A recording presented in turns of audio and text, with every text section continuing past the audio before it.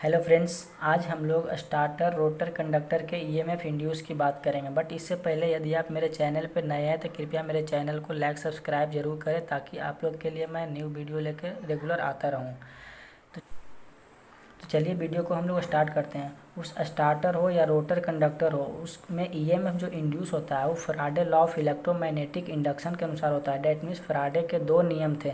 पहले नियम के अनुसार उस कंडक्टर में ईएमएफ इंड्यूस होता है, बट सेकेंड रूल के अनुसार हम लोग को यह पता चलता है कि उस कंडक्टर में कितना ईएमएफ इंड्यूस हुआ, उस ईएमएफ इंड्यूस की मैग्नीट्यूड क्या है। ठीक है, तो जैसे में क्या कहता है कि rate of change of flux linkage, मतलब फ्लक्स लिंकेज की वैल्यू जितना ज़्यादा रहेगा उस कंडक्टर में ईएमएफ उतना ज़्यादा इंड्यूस होगा। ठीक है, तो यहाँ पे हम लोग जो डिजाइन किए हैं वो नंबर ऑफ पोल्स पर फेज बराबर पी है। डैट मीन्स प्रत्येक फेज के लिए पी नंबर ऑफ पोल को डिजाइन किए हैं। डैट मीन्स अगर 3 फेज सप्लाई दे रहे हैं तो यहाँ पे टोटल नंबर ऑफ पोल कि अगर पूछा जाए तो 3P हो जाएगा, क्योंकि प्रत्येक फेज के लिए अगर P नंबर ऑफ पोल्स है तो 3 फेज के लिए 3P हो जाएगा। एज फॉर एग्जांपल अगर बोलें तो प्रत्येक फेज के लिए अगर 2 पोल डिज़ाइन कर रहे हैं तो 3 फेज के लिए 3 दूनी 6 पोल हो जाएगा टोटल। और 6 पोल के कारण जो मैं फ्लक्स सेटअप होगा वो फ्लक्स एक रिजल्टेंट फ्लक्स बनाएगी और उस रिजल्टेंट फ्लक्स का एक अपना पोल सेटअप करेगा, जो कि 2 पोल सेटअप करेगा, नॉर्थ पोल एक साउथ पोल सेटअप करेगा। लेकिन यह 6 पोल जो होगा वो रोटेटिंग नेचर का नहीं होगा, बट उस 2 रिजल्टेंट फ्लक्स जो 2 पोल सेटअप करेगा अपना, वह जो होगा उसका जो पोल होगा वो रोटेटिंग नेचर का होगा और वह किस में एयर गैप में रोटेट करता रहेगा। तो इसमें हम लोग यह समझ चुके हैं कि प्रत्येक फेज पी नंबर ऑफ पोल को डिजाइन करते हैं और प्रत्येक फेज 5 वेबर फ्लक्स सेटअप करता है, मतलब कि प्रत्येक फेज 5 वेबर फ्लक्स डेवलप करता है। और रोटर जो है रोटेट कर रहा है एनआर आरपीएम के साथ रोटेट कर रहा है और उसमें रिजल्टेंट फ्लक्स जो है एनएस आरपीएम के साथ रोटेट कर रहा है एयर गैप में। ठीक है, अब यह देखिए कि रिलेटिव मोशन बिटवीन फ्लक्स और कंडक्टर, तो मतलब कि उस फ्लक्स रिजल्टेंट फ्लक्स और कंडक्टर के बीच में जो रिलेटिव मोशन है वो क्या है, एनएस माइनस एनआर है। उस फ्लक्स और कंडक्टर के बीच में रिलेटिव मोशन क्या है, एनएस माइनस एनआर है। जैसा कि आप लोग जान चुके हैं, क्योंकि दोनों जो है एक ही डायरेक्शन में रोटेट कर रहा है तो क्या होगा, एनएस माइनस एनआर है यहाँ पर। अब एक बात और जानिए कि उस जो है मोटर को हम लोग डिज़ाइन किए हैं वो प्रत्येक phase Z number of conductor के लिए डिज़ाइन किया है, मतलब कि उस रोटर पे जो वाइंडिंग किया हुआ है उस वाइंडिंग में जो है जेड एक प्रत्येक फेज के लिए जेड नंबर ऑफ कंडक्टर है। तो मतलब कि उस मोटर को डिज़ाइन किए हैं जेड नंबर ऑफ कंडक्टर पर एक प्रत्येक फेज के लिए। और जो उसमें सप्लाई जो हम लोग दे रहे हैं ये तो इतना हो गया। अब जो हम लोग सप्लाई जो दे रहे हैं इनपुट में जो सप्लाई दे रहे हैं उसका फ्रीक्वेंसी कितना है, वो सप्लाई फ्रीक्वेंसी एफ है। और वाइंड इसमें एक एक्स्ट्रा जुड़ जाता है क्या कि winding factor of rotor, that means rotor के वाइंडिंग फैक्टर, जिसको हम लोग रिप्रेजेंट करते हैं KW2 से। किसको, लेकिन इसको हम लोग अल्टरनेटर में प्रूफ के साथ पढ़ना रहता है, लेकिन आगे पढ़ना है इसको। अब देखिए इसमें कि अगर ये सारा वैल्यू अगर मेरा दिया हुआ रहेगा, ये सारा वैल्यू अगर मेरा दिया हुआ रहेगा क्वेश्चन में, तो हम लोग के पूछेगा कि अगर ईएमएफ इंड्यूस निकाले तो हम लोग यहाँ से ईएमएफ कैलकुलेट कर सकते हैं। तो हम लोग क्या बोले थे कि ईएमएफ जो इंड्यूस होता है वो फैराडे के सेकंड लॉ के अनुसार, डेट मीन्स ईएमएफ जो होगा D psi by D T. Sai क्या है यहाँ पे n इंटू फाई है, डेट मीन्स फ्लक्स लिंकेज की वैल्यू है, यहाँ फ्लक्स लिंकेज है, ये साई रिप्रेजेंट करता है फ्लक्स लिंकेज। तो कितना मैग्नीट्यूड यहाँ पे क्या है, ईएमएफ की मोड है लगा हुआ है, डेट मीन्स ईएमएफ कितना इंड्यूस हुआ है उस ईएमएफ की मैग्नीट्यूड को शो करता है। वही ना बताए थे कि फैराडे जी सेकंड लॉ में ही बताए थे कि किसी कंडक्टर में कितना ईएमएफ इंड्यूस होता है उसको रिप्रेजेंट करता है कौन, फैराडे के सेकंड लॉ। और जिसमें क्या बताया कि ईएमएफ बराबर D psi by D T हो जाएगा। तो ये आगे देखिए क्या होगा कि flux linkage in one revolution. तो आप समझिए कि हम लोग जब 3 फेज सप्लाई देंगे तो उसके कारण 3 फेज फ्लक्स आएगा। उस 3 फेज फ्लक्स जब एक रिजल्टेंट फ्लक्स बना के स्टार्टर रोटर के बीच एयर गैप में रोटेट करता रहेगा, जो कि एनएस स्पीड से के साथ रोटेट कर रहा है, एनएस स्पीड के साथ क्या कर रहा है, रोटेट कर रहा है। तो वह रिजल्टेंट फ्लक्स अगर एक रेवोल्यूशन कंप्लीट करेगा तो एक कंडक्टर में वो एक रेवोल्यूशन में टोटल नंबर ऑफ पोल के साथ कट करेगा। तो उस टोटल नंबर ऑफ पोल की संख्या कितना है, पी नंबर ऑफ पोल्स है। उस रिजल्टेंट फ्लक्स के टोटल नंबर ऑफ पोल कितना है, पी नंबर ऑफ पोल है। तो एक बार रेवोल्यूशन कर लेगा, एक रेवोल्यूशन में उस एक कंडक्टर में वह जो है पी पोल के साथ कट करेगा तो उसमें जो फ्लक्स लिंकेज कितना होगा वो P/5 होगा।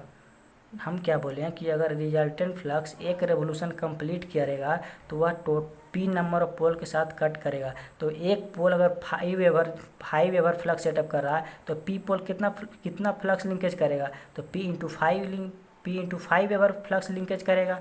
तो वही लिखा हुआ है कि flux linkage in one revolution in one conductor, एक कंडक्टर में एक रेवोल्यूशन में P/5 फ्लक्स लिंकेज हो रहा है। तो उसी प्रकार NS माइनस NR रेवोल्यूशन में कितना फ्लक्स लिंकेज होगा, तो flux linkage NS minus NR into P/5 हो जाएगा। अब जैसा मैथमेटिकल कैलकुलेशन है कि एक रेवोल्यूशन में P5 तो NS माइनस NR में कितना, NS माइनस NR रेवोल्यूशन में NS minus NR into P5 हो जाएगा फ्लक्स लिंकेज। तो यहाँ पे देखिए NS माइनस NR क्या है कि यह RPM है, डेट मीन्स रेवोल्यूशन पर मिनट में है। तो आप बताइए कि यह एक कंडक्टर की हम बात कर रहे थे, तो उसी प्रकार अगर उसमें क्या है Z नंबर ऑफ कंडक्टर है, प्रत्येक फेज वाइंडिंग में एक कंडक्टर है, नहीं उसमें जो है प्रत्येक कंडक्टर के साथ क्या करेगा, लिंक करेगा। तो उसी प्रकार अगर Z कंडक्टर में अगर हम देखें तो क्या हो जाएगा, Z into NS minus NR into P/5 हो जाएगा। उसी प्रकार अगर हम देखें कि और देखिए यहाँ पे NS माइनस NR जो था वो RPM में था, मतलब कि रेवोल्यूशन पर मिनट में था। तो यहाँ पे इतना जो आया कि एक पर मिनट में फ्लक्स लिंकेज कितना हो रहा है, Z into NS minus NR into P/5 हो रहा है। लेकिन अगर सेकेंड में अगर निकालना है कि एक सेकेंड में कितना फ्लक्स लिंकेज करेगा तो कितना करेगा, 60 से हमको डिवाइड करना पड़ेगा। तो उसी को हम क्या किए हैं, डिवाइड किए हैं कि Z into NS minus NR into P/5 जो कि ऊपर है बट नीचे क्या कर दिए, 60 से डिवाइड कर दिए हैं। तो हमको मिल गया क्या, किसकी वैल्यू मिल गई कि फ्लक्स लिंकेज पर सेकेंड मिल गया, मतलब एक सेकेंड में इतना फ्लक्स क्या करेगा, कंटिन्यूसली उसके साथ लिंक करता रहेगा।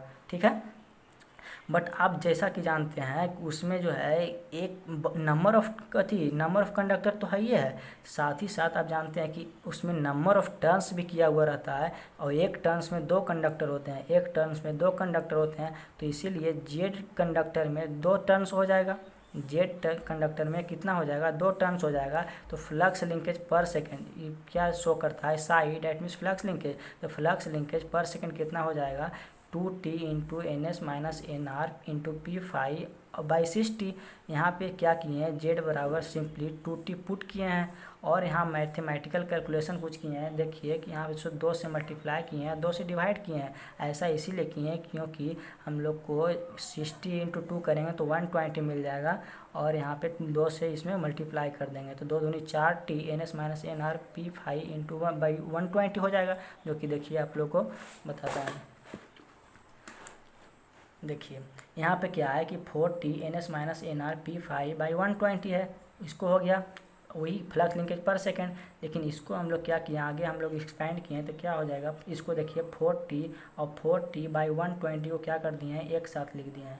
ठीक है, और P5 को यहाँ लिख दिए, P5 को यहाँ लिखें, और इस बच गया क्या, NS माइनस NR, तो NS माइनस NR को यहाँ लिखे हैं, और इसमें एक एक्स्ट्रा NS से मल्टीप्लाई किए हैं और NS से डिवाइड किए हैं। तो हमारा रिजल्ट पे कोई भी इफेक्ट नहीं पड़ेगा क्योंकि दोनों कैंसिल आउट हो जाएगा। ठीक है, लेकिन उसके बाद इसको हम लिखे हैं क्या कि देखिए कि P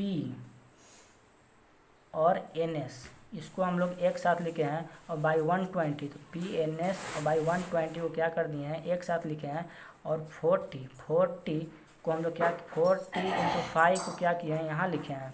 ठीक है, और NS माइनस NR और बाई NS को क्या किए हैं, यहाँ लिखे हैं। और आप लोग जानते हैं कि NS माइनस NR और बाई NS क्या होता है कि इसका स्लिप होता है, जिसको हम लोग रिप्रेजेंट करते हैं S से। तो यहाँ पे अब बच गया क्या कि 4T और PNS/120 आप लोग जानते हैं क्या होता है कि सप्लाई फ्रीक्वेंसी के बराबर होता है। ठीक है, फाइनली फ्लक्स लिंकेज पर सेकेंड क्या आ गया आपका, 4TF इंटू 5 इंटू S आ गया। बट मैक्सिमम EMF के लिए हम लोग S=1 लेते हैं, फॉर मैक्सिमम EMF के लिए हम लोग S=1 लेते हैं।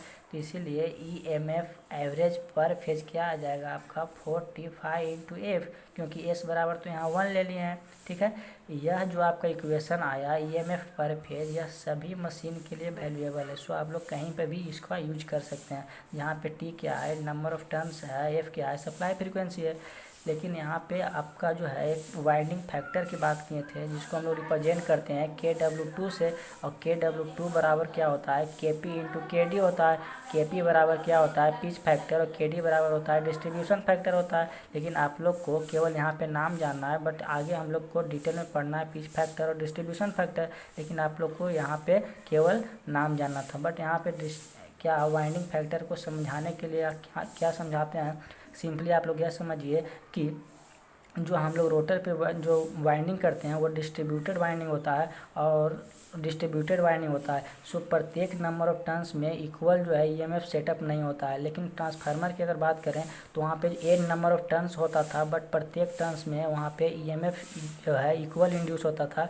मतलब कि प्रत्येक टर्न्स में इक्वल मैग्नीट्यूड के साथ ईएमएफ इंड्यूस होता था। सो वहाँ पे सिंपली n से मल्टीप्लाई कर देते थे तो हमारा सारा टर्न्स के ईएमएफ कैलकुलेट हो जाता था। बट यहाँ पे क्या है कि प्रत्येक टर्न्स में ईएमएफ इंड्यूस अलग अलग होता है, मतलब अलग अलग होता है। सो हमको प्रत्येक टर्न्स के ईएमएफ इंड्यूस करना होगा। ये पहला टर्न्स में E1 कैलकुलेट करना होगा, सेकेंड टर्न्स में E2 कैलकुलेट करना होगा। सो हमारा सारा टर्न्स में ऐसा ईएमएफ इंड्यूस कैलकुलेट करना होगा। सो यह हमारे लिए बहुत ज़्यादा डिफ़िकल्ट होता है। इसीलिए हम लोग क्या करते हैं कि एक वाइंडिंग फैक्टर को यहाँ पे हम लोग कैलकुलेट करते हैं सिंप्लीफाई करने के लिए, जिसको बोलते हैं कि KW2 बोलते हैं, ठीक है। इसीलिए यहाँ पे हम लोग KW2 लेते हैं सिंपली। या फिर यहाँ पे क्या आ जाएगा इसका कि ई एवरेज पर फेज आ जाएगा 45F इंटू KW2 हो जाएगा, ठीक है। KW2 हो जाएगा, ये आपका हो जाएगा पूरा इक्वेशन की वैल्यू हो जाएगी। बट हम लोग यहाँ सिंपली निकालना चाहे ERMS बाई ई एवरेज बराबर क्या होता है 1.11, जिसको हम लोग बोलते हैं फॉर्म फैक्टर बोलते हैं। तो यहाँ से हम लोग ERMS अगर कैलकुलेट करना चाहें तो क्या हो जाएगा 1.11 इंटू ई एवरेज हो जाएगा, ठीक है। तो ई एवरेज की वैल्यू हम लोग जान चुके हैं 45F इंटू KW2। तो यहाँ पर क्या हो जाएगा 1.11 इंटू 45F इंटू KW2 हो जाएगा। तो इसको अगर मल्टीप्लाई कीजिएगा तब क्या आ जाएगा 4.44T5F इंटू KW2 हो जाएगा। यह मेरा आ गया क्या फाइनली इक्वेशन EMF इन RMS आ जाएगा, ठीक है। बट आप लोग को इक्वेशन फाइनल यही था 40 into 5 into F into KW2, ठीक है। तो आज के लेक्चर में इतना ही। अगर वीडियो अच्छा लगा तो कृपया आप लोग लाइक कीजिए, सब्सक्राइब कीजिए एंड शेयर कीजिए, ठीक है। Thank you, bye.